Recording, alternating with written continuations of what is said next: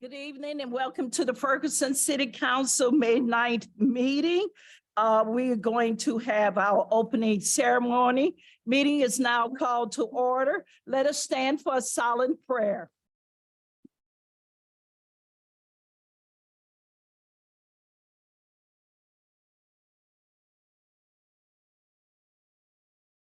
The pledge allegiance to the flag. I pledge allegiance to the flag of the United States of America and to the republic for which it stands, one nation, under God, indivisible, with liberty and justice for all. Clerk Pittman, could you please call the roll? Here. Councilman Palmer. Here.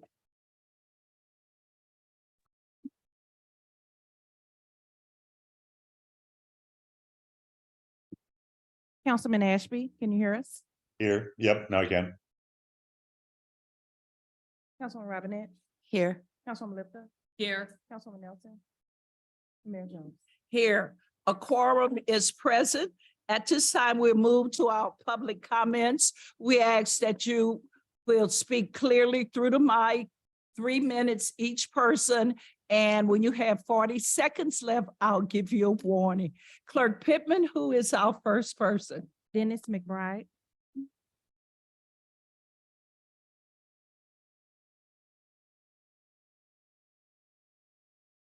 Ready to begin?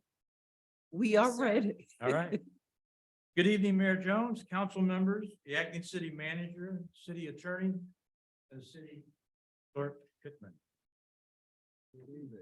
My name is Dennis McBride, and I was employed by the city of Ferguson for over 42 years. Obviously, I am a retiree and pension recipient.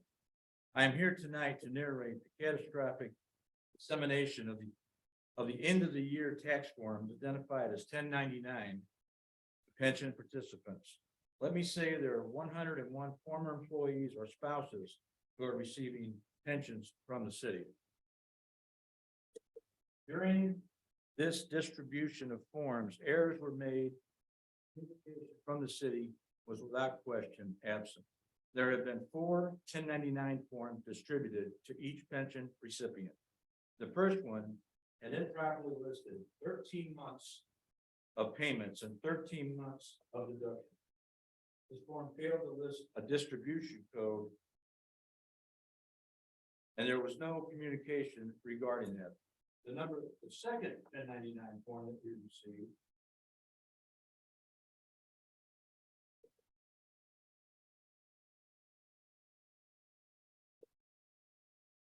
was distributed and received, confusing everyone. This form included a distribution code, but still listed 13 payments and 13 deductions. Should be 12 deductions. The third 1099 form included 12 months of payments and 0 deductions. 0 deductions were listed. This form was improperly packaged for distribution and exposed the name, address, and social security number of all the retirees. That little envelope that shows your name, well, we had name and address and social security number posted. Some recipients never received this 1099 form, and its whereabouts is unknown. That would include myself. The fourth 1099, this 1099 is correct and was received by most on May 4th, 2023. There was communication in the fourth mailing, and enrollment in LifeLock for 1 year was offered. Many could not access the LifeLock portal listed. However, tonight, the interim city manager, I apologize, provided an alternate email address. So hopefully that works out. However, I do want to point out that those identity thefts don't happen immediately. Like my mailing might have been out there for 3 weeks, but it may start in 2 years, in 3 years. It's just the process that they do. 40 seconds. Pardon me? You have 40 additional seconds. Most retirees completed their annual taxes after the 1st or 2nd. What the city has not offered is a solution to restitution for the additional cost of refiling taxes, penalties, and interest if applicable. Pension recipients should not be liable for the mistakes of others. We should not be financially responsible for poor performance, whether it lie within the city or a subcontractor. We are here tonight requesting restitution for this injustice. Thank you. Thank you, Mr. McBride. You did great. Thank you. Craig Ricky.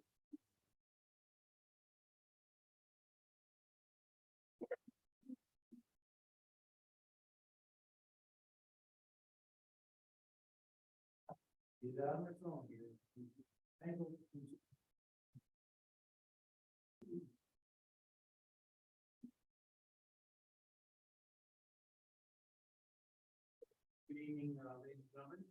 Good evening. My name is Craig Redkey. I work for the police department. I was a lieutenant there, retired 2019, 43 years and 2 months service. Started back in 1976. I was also a member of the pension board for the last 5 years I worked here. On the pension board, we were always told that we had to look at both sides of the pension, both current and retired employees. We had to be fair and equitable to both. We brought up increasing the pension multiplier several times, but could never get it done. I would like to say thank you to the current pension board for proposing the increase to the multiplier for the future retirees, but unfortunately, they cannot increase a multiplier for the current retiree. And there is no COLA, cost of living adjustment, in the plan.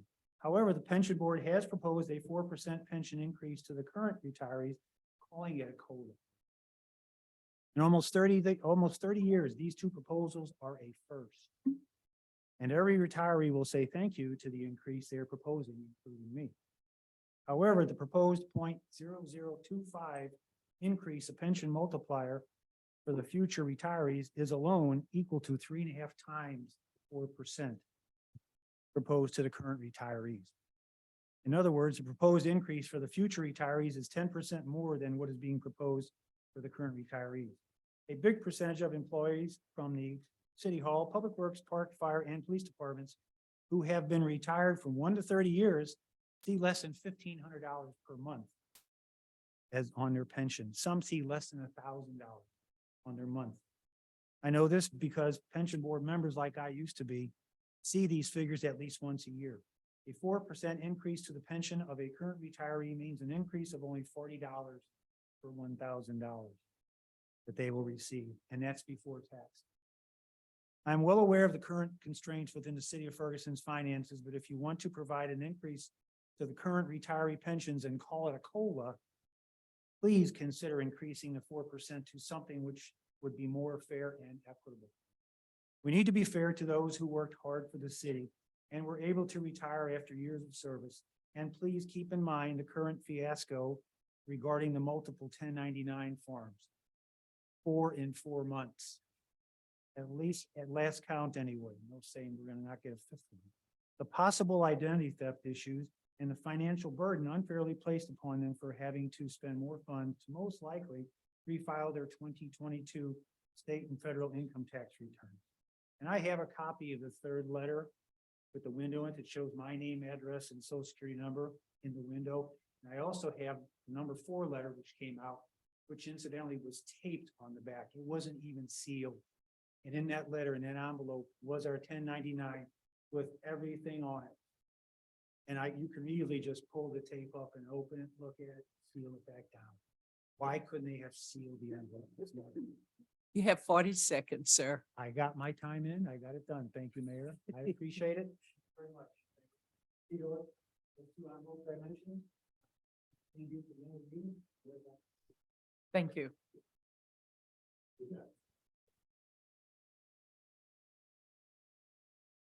Edwin.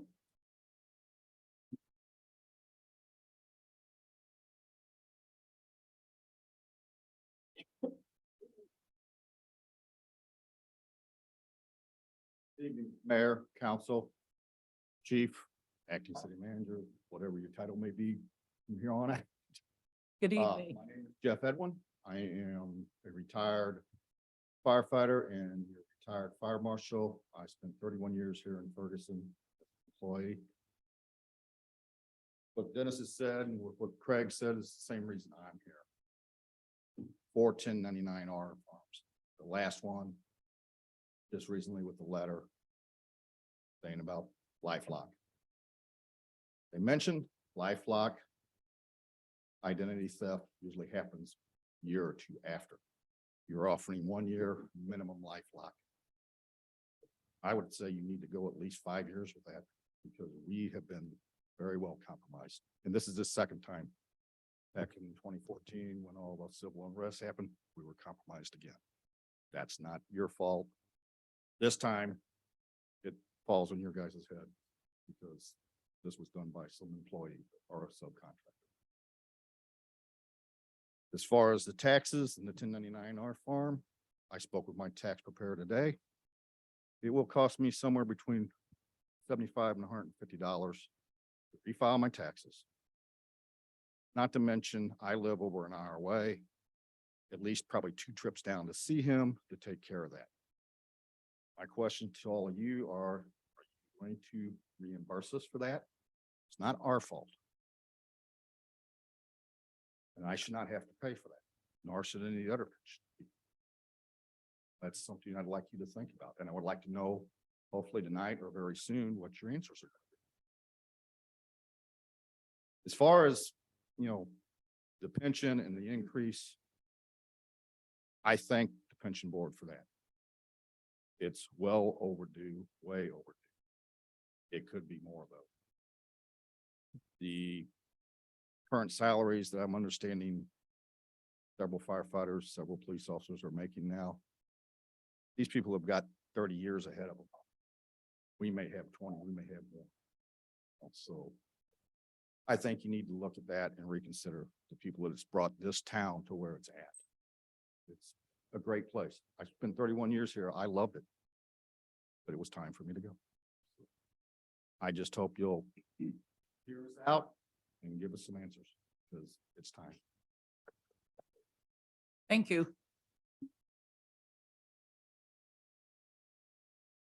Alan Miller.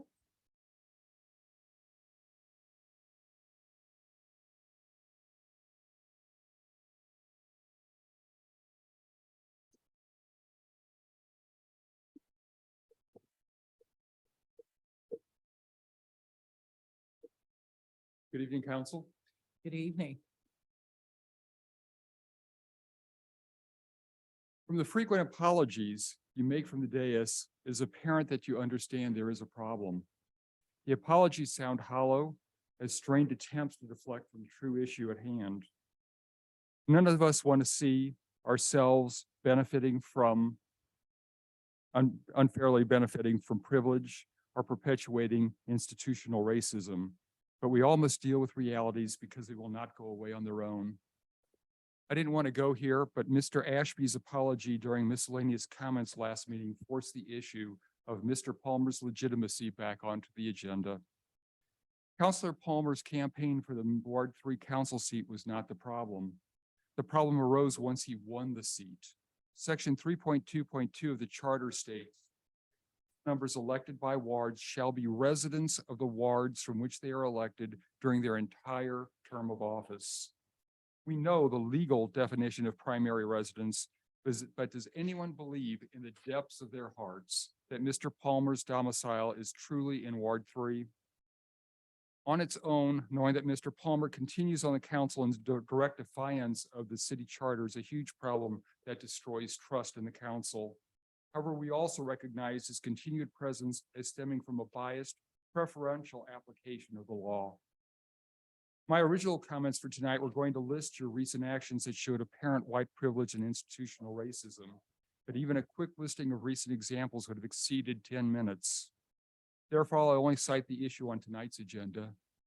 At the last council meeting, I asked that proposals be explained so the public could understand your intentions. Instead, during your recent special meeting, you didn't discuss the reasons for Bill 7245's changes. You just debated its most inequitable provisions as if their continued existence was mandatory. Wealthy residents have no problem paying their property taxes, but our lower income residents might not pay on time. We all know that this rule disproportionately targets our Black residents. Taxes do not make you smarter, more qualified, or make your opinions more insightful. It appears that the provision is there simply to disenfranchise our Black residents. After imposing this rule, you then agreed to a secretive process that you specifically kept out of the ordinance that allows the council to provide payment extensions to certain people before they're dismissed from boards. Will these extensions be equitably offered to everyone? Your comments at the time even suggested that they won't be. It takes courage to acknowledge when our actions contribute to institutional racism, but we must all face facts and work to avoid and remedy the harms that we are causing. Trust built through honesty, equity, and compassion is the only thing that will keep us from reigniting another 2014. Thank you. Thank you. Becky Miller.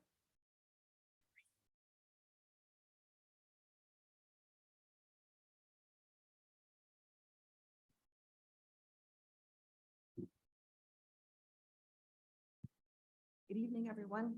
Good evening. This is just a reminder that next week, Proud will be holding another courageous conversation.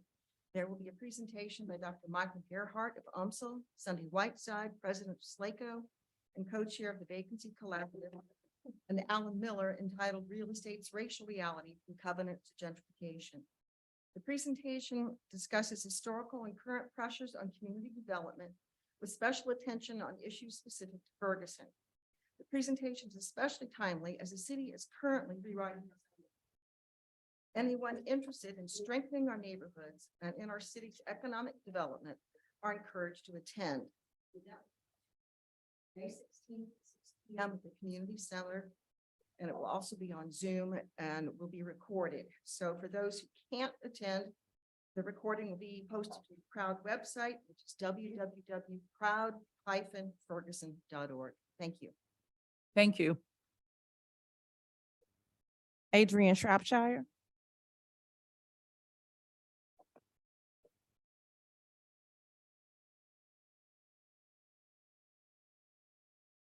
Good evening, council. Good evening, evening. citizens.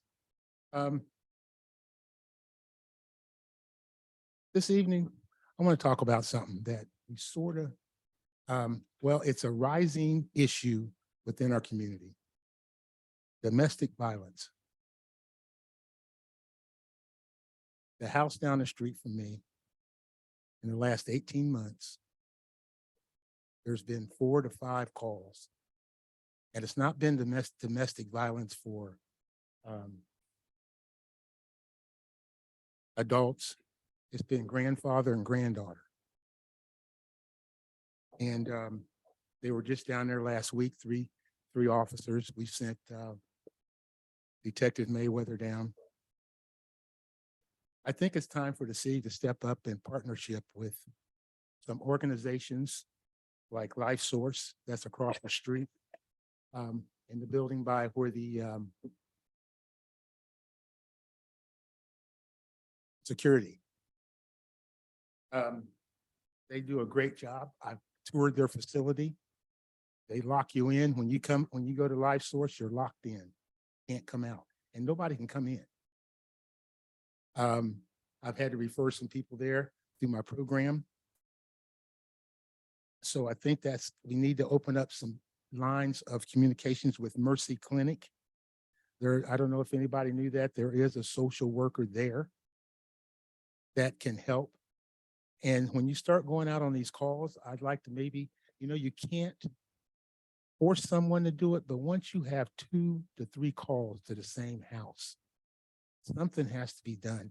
We have to have some kind of form for them to fill out to recommend that they go talk to someone, or it can't be someone in the uniform. It has to be an individual social worker that can gain the trust of mental illness. Domestic can be mental illness. It could be drugs. So, and it's big in our city. We just don't really hear about it, but we know it's here. There was a death a suicide murder just this past weekend. So Mercy Ministries, they have a lot of resources.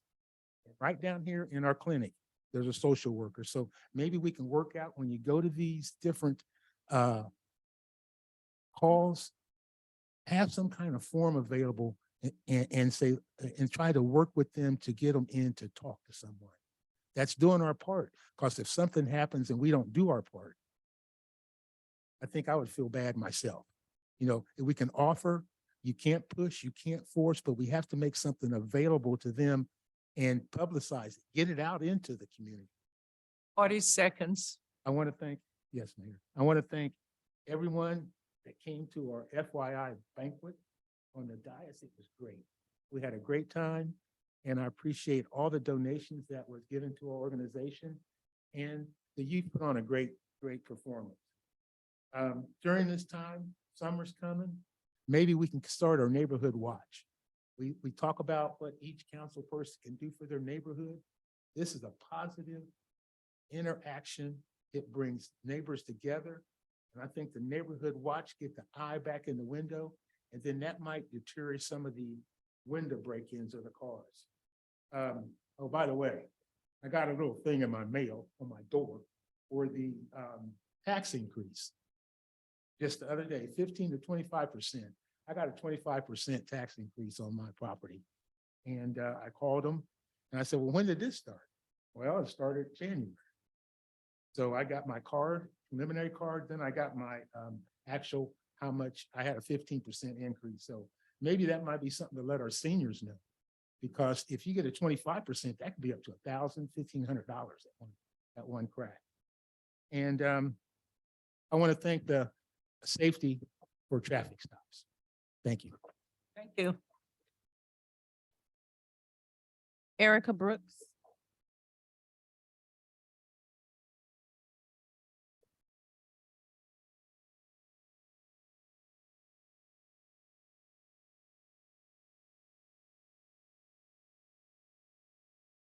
Good evening.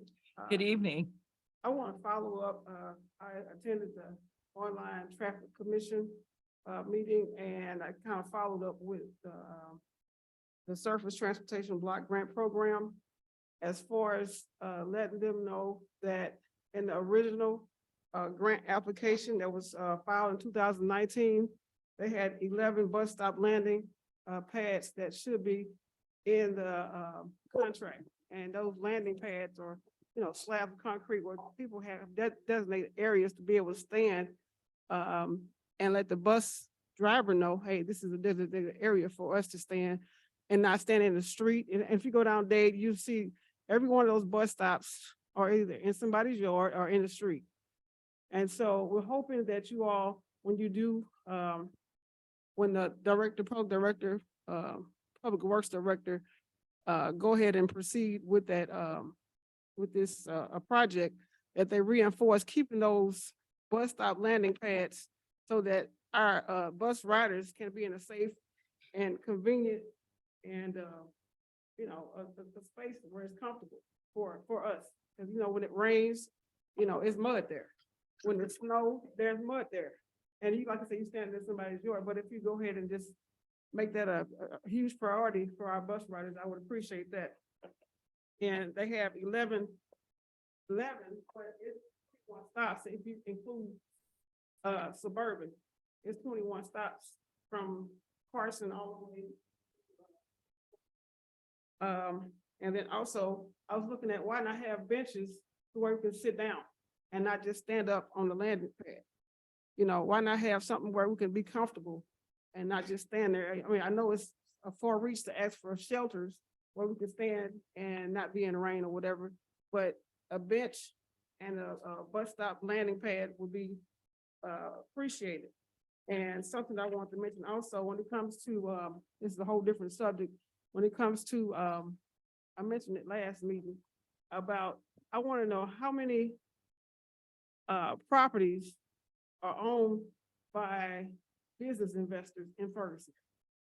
Because when it comes down to having individual public houses that are owned by people and not corporations, where they can publicly gentrify this community and change the demographics of who lives here, because most of the time those businesses do not live here. They have property management companies that come in and they go through a whole lot of processes, like I was saying before. People that are on Section 8, they when it comes to the new property owner, they don't collaborate in a timely manner to be able to allow their vouchers to not time out.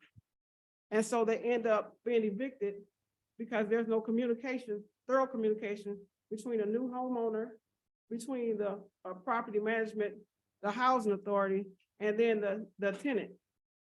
Seconds, Ms. Brooks. So I'm asking if our city can let me know. I know I'm one individual, but when it comes to that process being a usual thing, I mean, this is something that happened back in the 50s in Ferguson, where Alan was talking about gentrification, covenants to gentrification. It's the same process going on right now. A lot of businesses are investing in our community where they're changing the demographics and the whole process of who's able to exchange property, the hands of the property from one generation to the next. It's not about the individual people owning houses. It's about corporations and businesses owning our community and us as residents not having to say so, and mainly the Black people. So that's a huge thing that I would like to know. How many houses and properties in Ferguson versus individual homeowners? Thank you. Thank you. She's the last speaker, ma'am. The last one. Okay.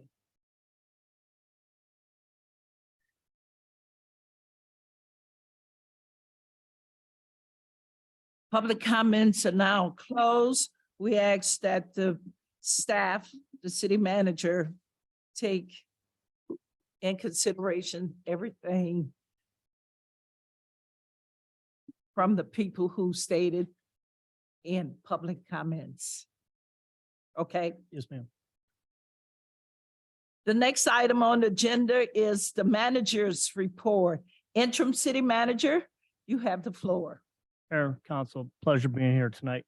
At this time, I'd like to call our police chief up, Troy Doyle, for his presentation.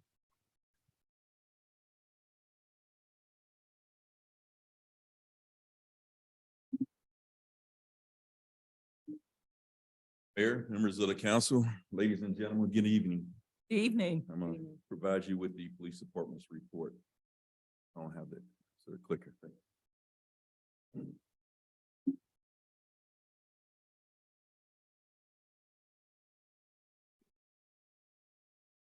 I'm going to jump into the staffing report. As you can see up there, much hasn't changed from last month. However, just received some little disappointing news. We lost one of our candidates in the academy recently.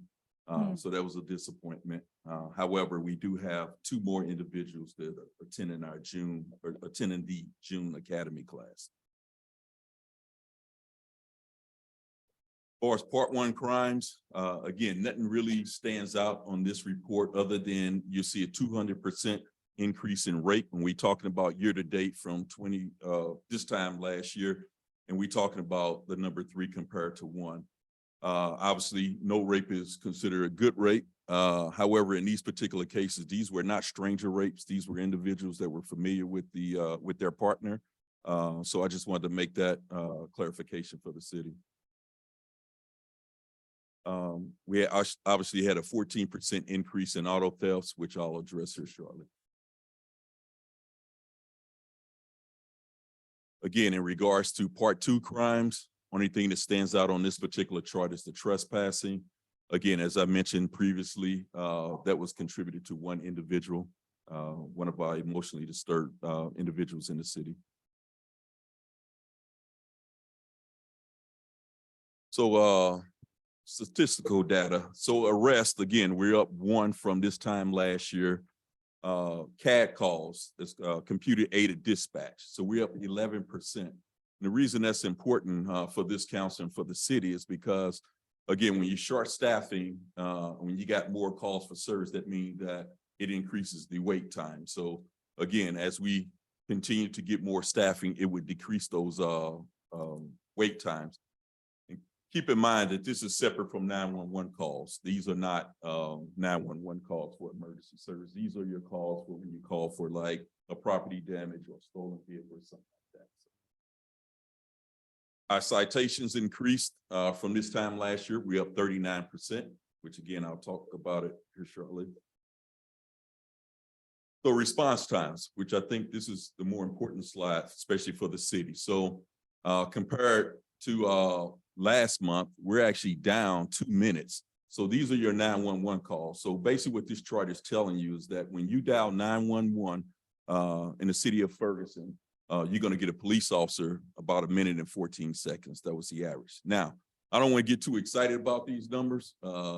I would imagine that the norm would probably be somewhere around 3 minutes. My guess is the reason the numbers are low this time is because the cars were in service. There were no calls pending, and the car just happened to be in the area when the call came out.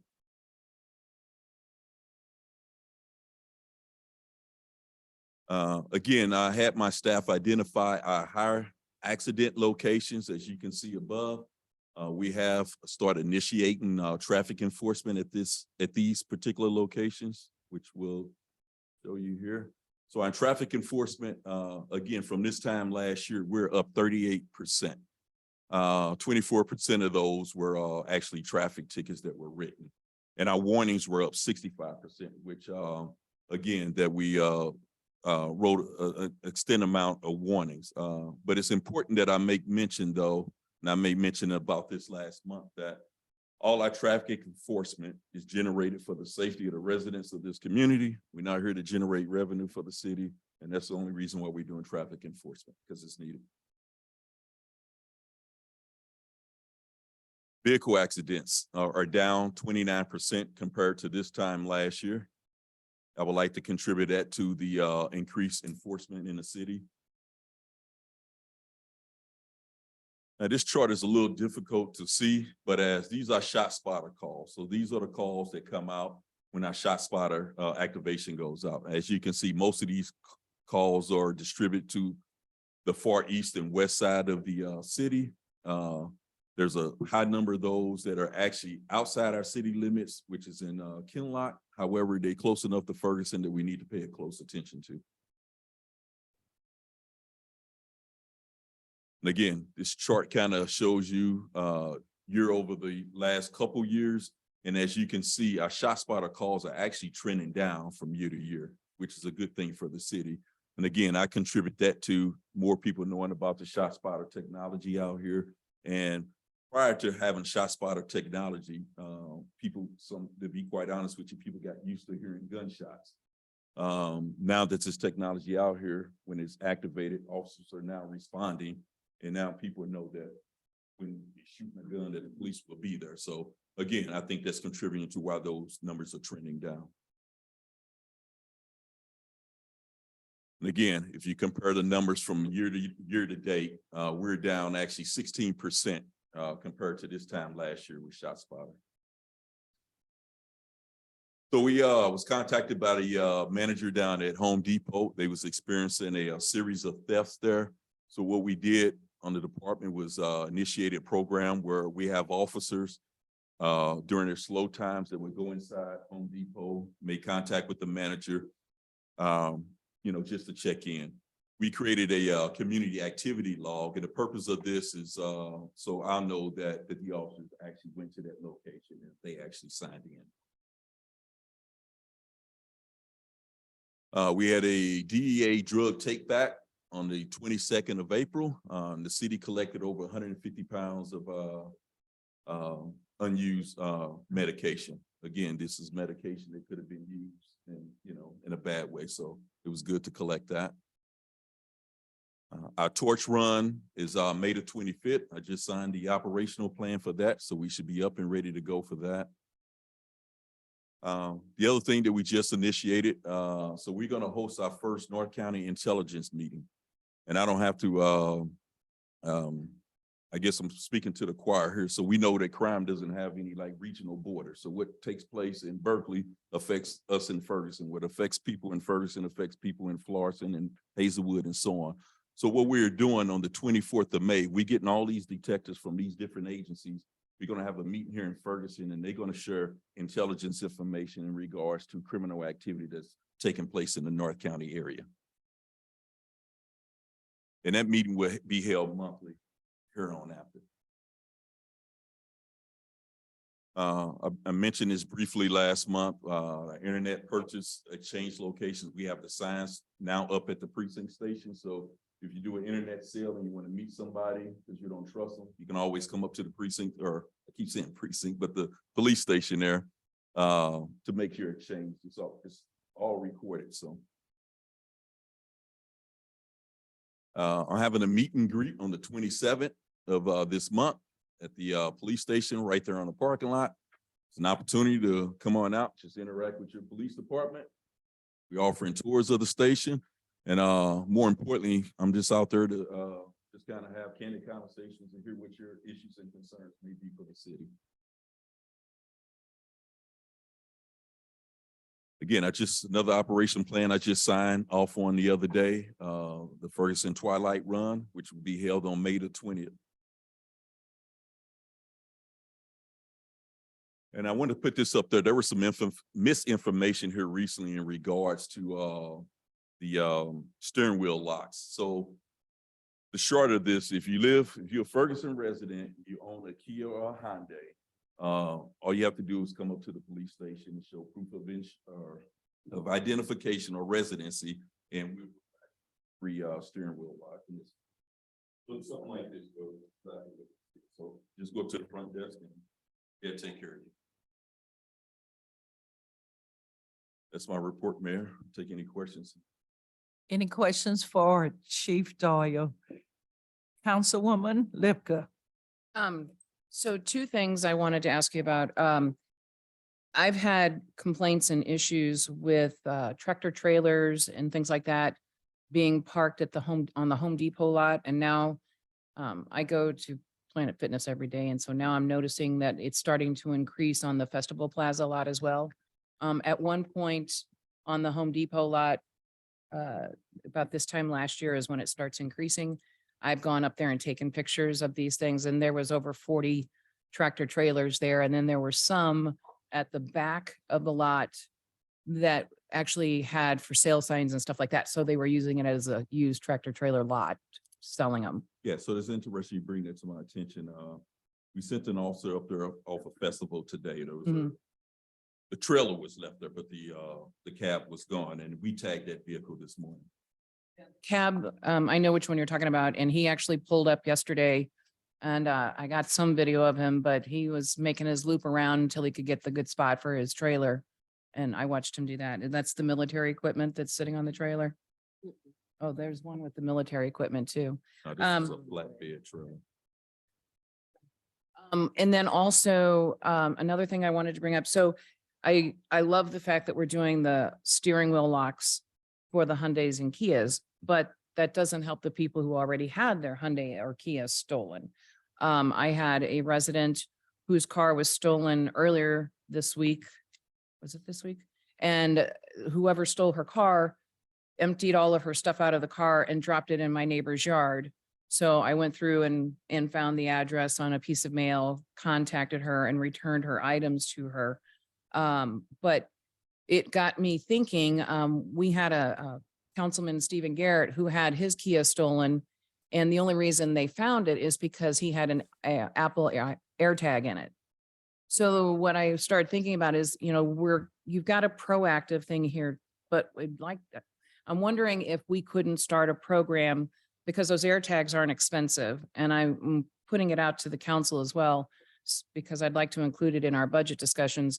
But I'd like to see a program where we put up about $1,000 to $2,000. We buy these AirTags and people can come to the police department and get these showing proof of ownership to you or to the police in general.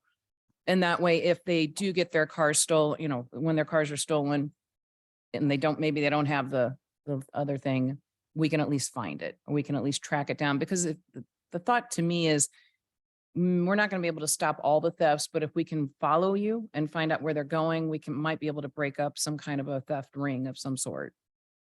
Yeah, I'd be more than happy to talk to you more Okay. about that. Councilwoman Robinette.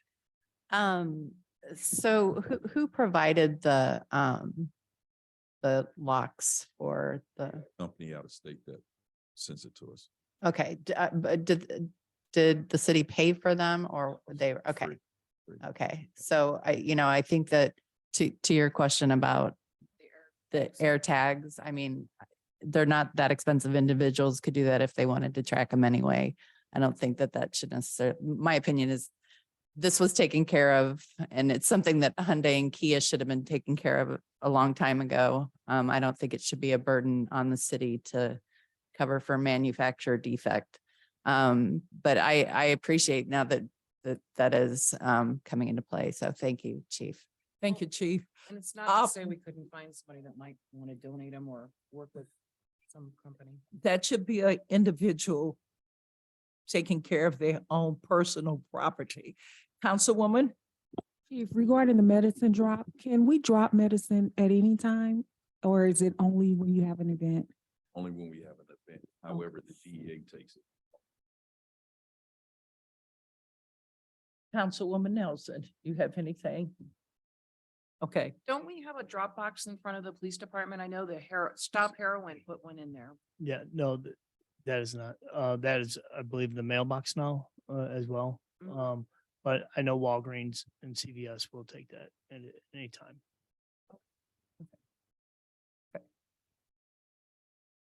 Mayor, I don't know if you can see my hand or not. Councilman Ashby? Thank you. And thank you for indulging me remotely. Chief, and I might have missed it. Did you talk any bit more about the progress on the neighborhood watch program and the block captains? Or is that part of the plan that you referenced signing off on? Yeah, so we're still working on what that's gonna look like. Eventually, what I would like to do is get with each council person and I mean, we could talk about this more, but essentially what I like to do is for each council person to identify like their top 5 streets in their particular council district that is of a problem. And, and I'm willing to work together with you all to try to address those issues. However, I do have 2 neighborhood watch meetings coming up, and don't ask me the name of the neighborhoods that I forgot at this point, but we do have a couple neighborhood watch that's coming up this month. Great progress. Thank you very much. Thank you. I'd just like to say thank you, Chief Doyle, for being proactive. It's less than a month and you understand what's going on and you immediately got the wheel locked. So we're looking forward for you to do other great things here in the city. And I just want to say thank you because the mayors of North County, we have been waiting on you to get here to organize the other chiefs. So we truly appreciate you for doing that. So thank you. I appreciate it. Yeah. Thank you.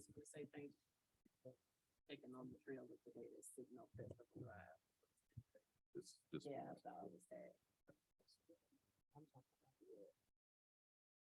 Okay. Okay. Anyone else? Mayor, Council. That concludes your report? Yes, ma'am. I thought you were asking. I'm Okay. sorry. Thank you. The manager report is completed. We don't have any special presentation, public hearing. We move to our consent agenda, the city council meeting minutes, the council meeting minutes for March the 28th and April the 18th. I request a motion and a second to approve the council meeting minutes. So move, Naquita Noah. All in favor? Aye.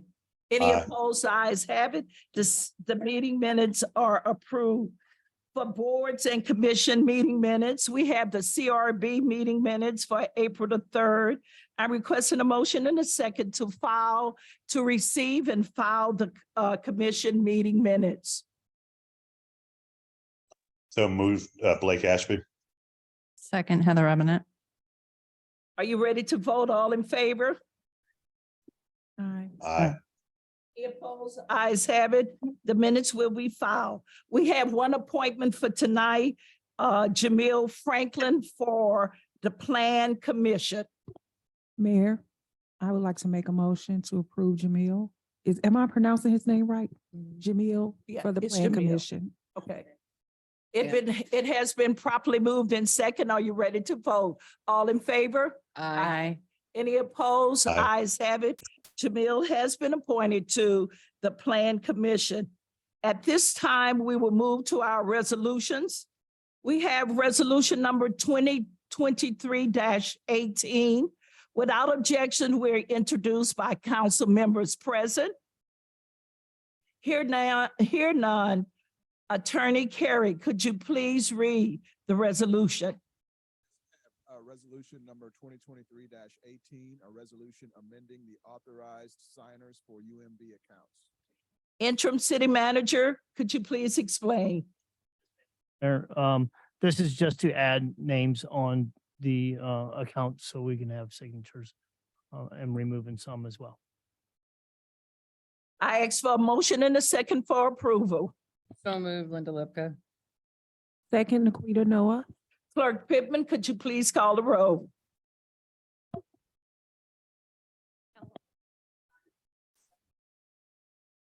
Aye.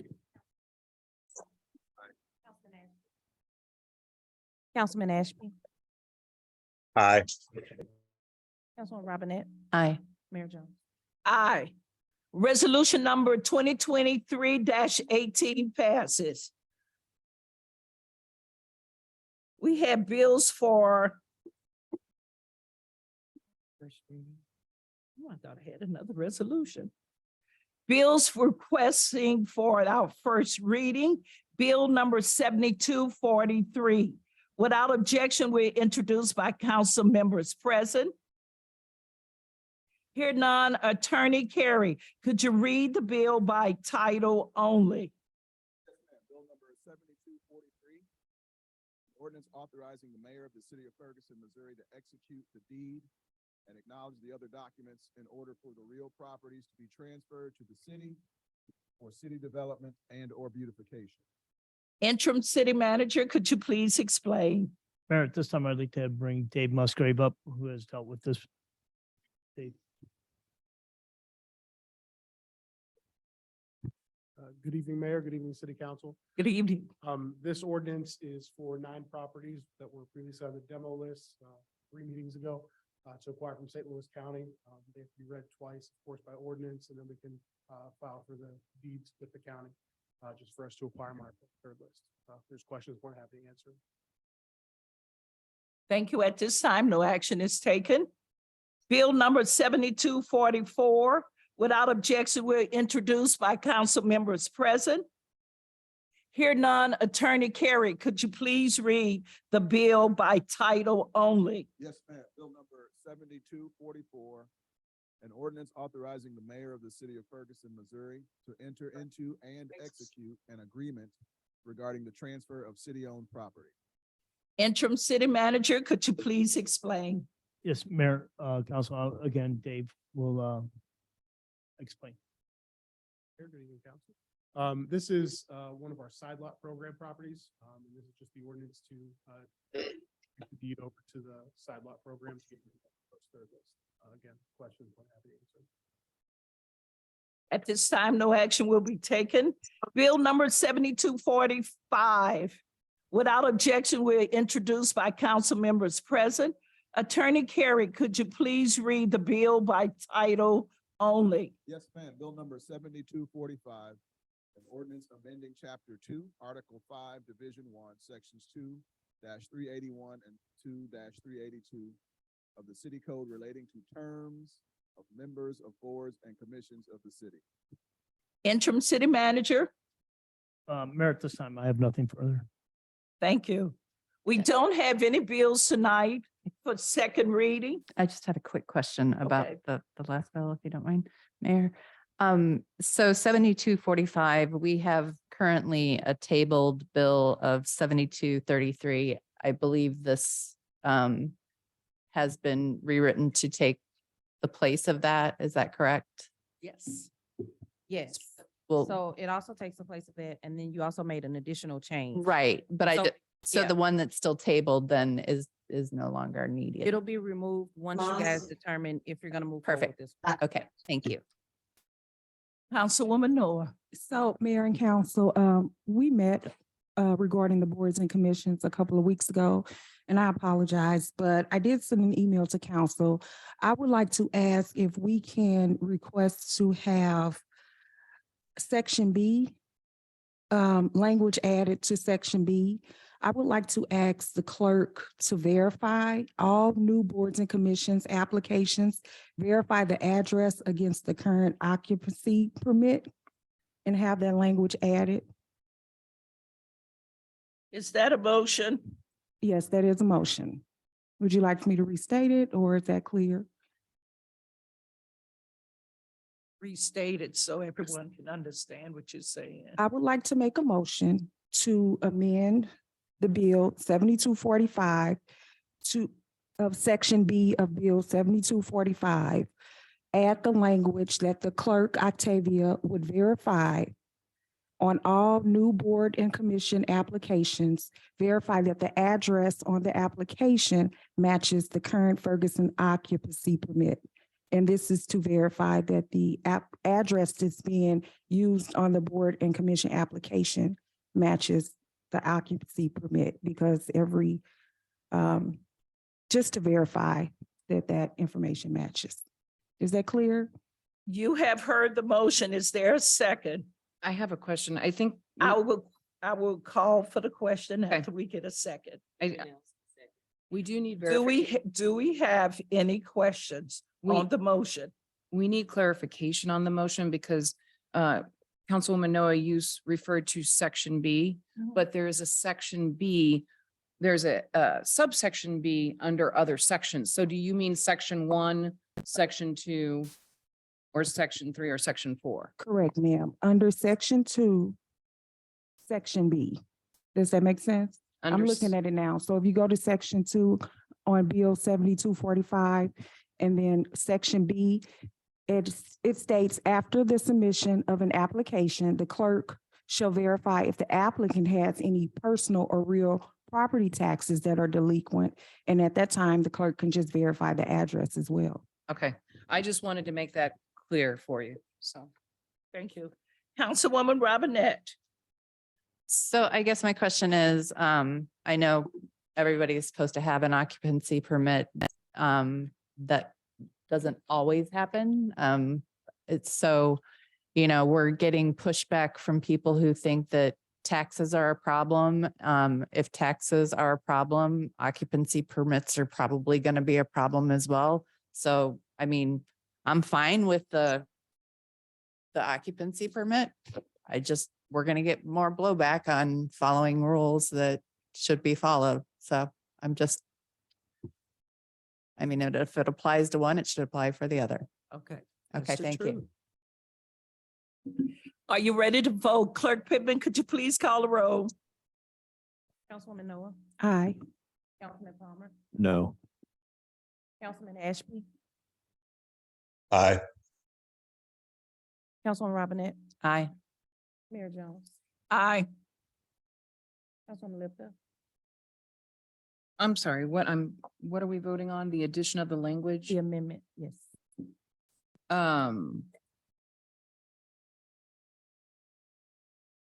So I'm voting whether or not to add checking somebody's occupancy permit. Yes. Aye. Councilwoman Nelson, Clerk Pittman, what is your vote count? 6 aye, 1 nay. The addition to bill number 7245 passes. At this time, we don't have any bills for the second reading. We move to unfinished business. Do we have any unfinished business? I do, Mayor. So I would like to bring forth again, since we do have a full council. Mr. Ashby, you can hear us correctly?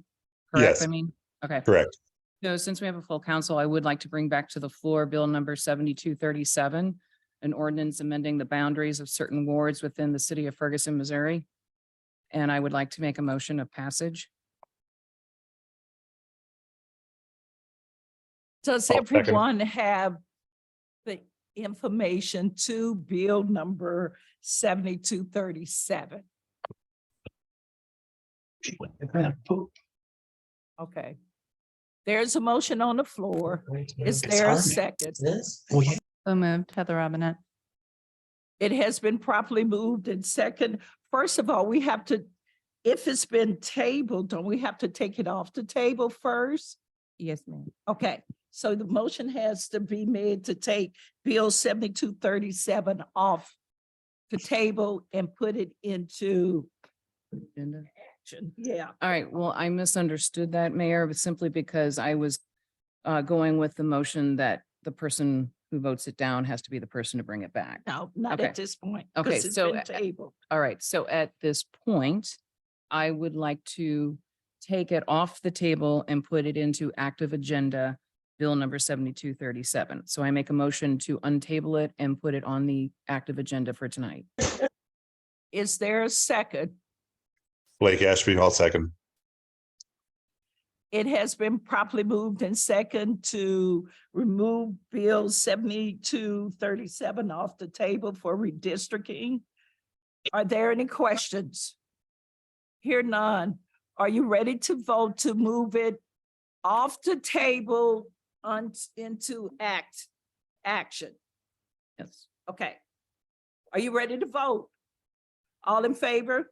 Aye. Aye.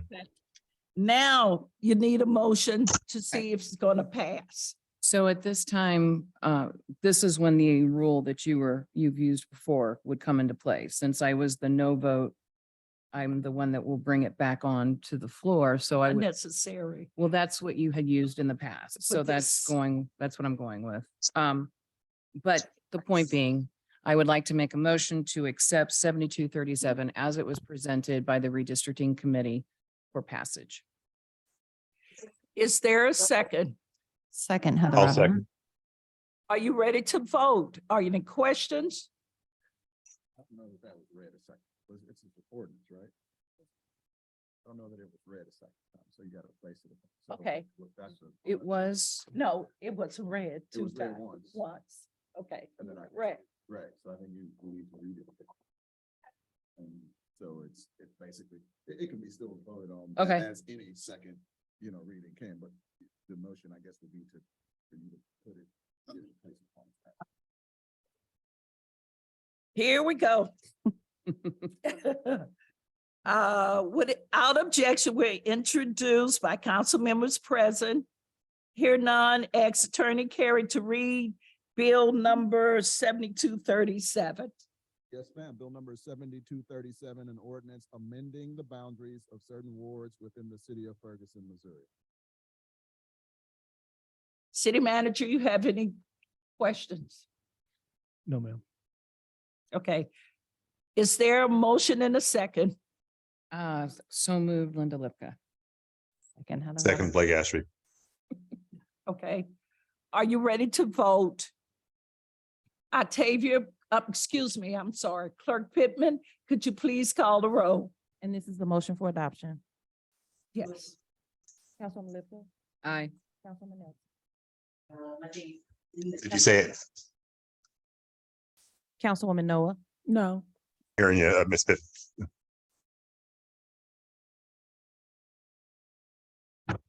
Councilman Palmer, Aye. Councilman Ashby, Aye. Councilwoman Robinette, Aye. Mayor Jones. No. Could you read us the vote count, please? 4 aye and 3 no. Bill number 7237 passes.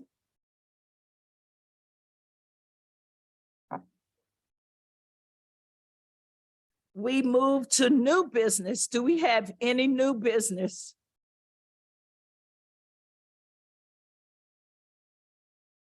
Do we have any new business?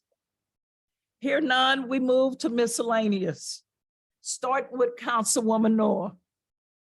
Thank you, Mayor.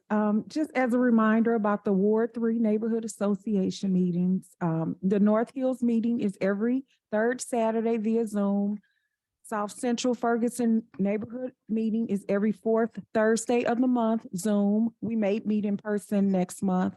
That's not yet decided. Southwest Ferguson meeting every fourth Monday.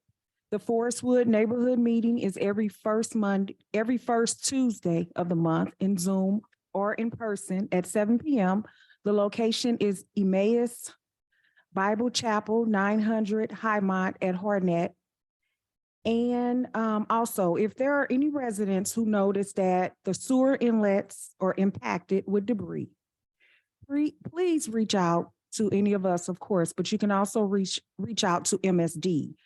You can email the customer service at customersvc@stlmsd.com or call 1-866-281-5737, extension 1. Thank you. Thank you, Councilwoman Noor. Councilman Palmer, I have nothing tonight. Councilman Blake Ashby. Yeah, I just want to say thank you to Chief Hampton and to the city staff. And, you know, we've had a lot of good stuff going on. It feels like we're starting to get a lot of momentum. So we definitely appreciate all the effort that the staff is putting into helping getting our city back on track and getting us through the consent decree. Thank you, Councilman Ashby. Councilwoman Robinette. Just a quick reminder about the Ferguson Twilight Run. I don't think I've missed one since it started, and I'm hoping to keep up with my youngest as we run it. And everybody can still register, and they're looking for volunteers for cheer stations. So hope to see a lot of you there. Thank you. Councilwoman Lipka. So just a couple of things. Just want to remind everybody that we do have our budget meetings and they are open to the public. So if you want to come in and sit in on them, we have our next one on Thursday from 4:30 or 5 o'clock to 7. So feel free to join us. This is a great time to kind of hear what's going on and let your council member know what your thoughts are so that we can have your input to some extent regarding how we can help our community. Also, I want to let people know, and I've shared it with all of my fellow council members and the city manager and the city clerk. St. Louis County has an outreach program called St. Louis Promise Zone Show Me Missouri Healthy Homes Program. So most of Ferguson is in the Promise Zone, and this is a program that will help residents with grant funds that cover an average cost of $6,500 per residential unit to address healthy home interventions. So I have provided, and they already had, a lot of the council members already know about this and have already gotten their paperwork. And I know like Councilwoman Nelson, she gets stuff like this through the YMCA as well. So it's not like I enlighten them. I just continue to get the information out there. But for the rest of you, the 8 healthy home principles that qualify you are keeping your home dry, keeping your home clean, keeping it safe, keeping it well ventilated, keeping it pest-free, keeping it contaminant-free, keeping it maintained, and keeping it thermally controlled. So those are just all the areas that you might qualify for an average of $6,000 to $6,500 worth of grant funding to improve your home. So if you need some information, can we get that on the city website, Octavia? I can. Okay, awesome. So there will be some information on the website. There's a QR code. Just go ahead. And then you can also reach out to us as council members. I do have applications and so do all the council members. Also want to just remind you, that police open house is going to be on the 27th from 10 to 2. And I know it's already been mentioned tonight, but it's really important to get that out there because we have a major change happening in our community and it's a very positive change. So, you know, get in touch, come out, learn more, get to know your officers, get to know your police chief, make sure you're heard. Those are important things. And then also to address Ms. Brooks, she did attend our traffic commission meeting and we appreciate her input. She did send me some information, which I did communicate with the city manager.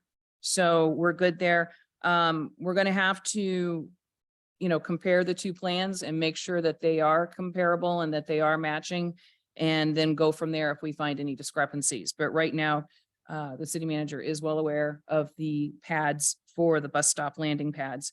And benches would be nice, but we have to do what we can afford. So don't get offended if we can't put benches up, but we can reach out to other communities and businesses and see if they would help out with benches. I know FS. Metro's responsibility. Well, that's, that a lot of people's responsibilities don't get done until we do them. So that's like the air tags. I want air tags. So, but as far as that kind of thing goes, FSBD, for instance, they sponsor benches on the business district. So it's just, you just never know. There's different possibilities. That is all. Oh, one other thing. I have accepted a challenge for St. Jude's Hospital to walk 62 miles this month. And I've already got 24 down. So, and it's May 9th. So I'm feeling pretty good about that. If you would like to donate to the challenge to help St. Jude's Hospital, it is on my Facebook page. So I would appreciate any assistance for St. Jude's. That's it. Thank you, Councilwoman Lipka. Councilwoman Nelson. Well, the only thing I have is a reminder for the Nesbitt Newton Neighborhood Association meeting on May 31st at 6 p.m. at Nesbitt Newton Park. Thank you, Councilwoman Nelson. City Clerk Pittman, do you have anything to share? No. City Manager, Not this time, Mayor. City Attorney. Wow.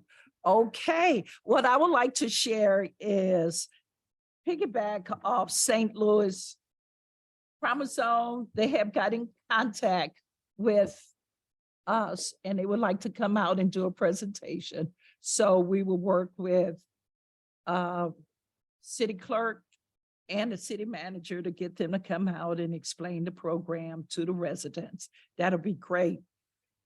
Unity Weekend meeting is May the 22nd at 6:00 p.m.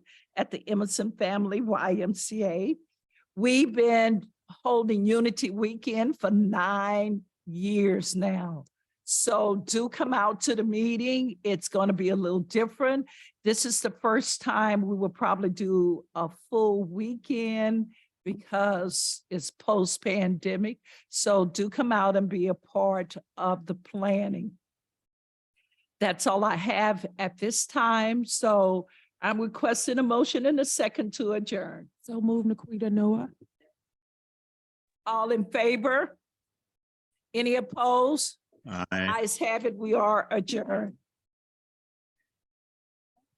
8:11, no.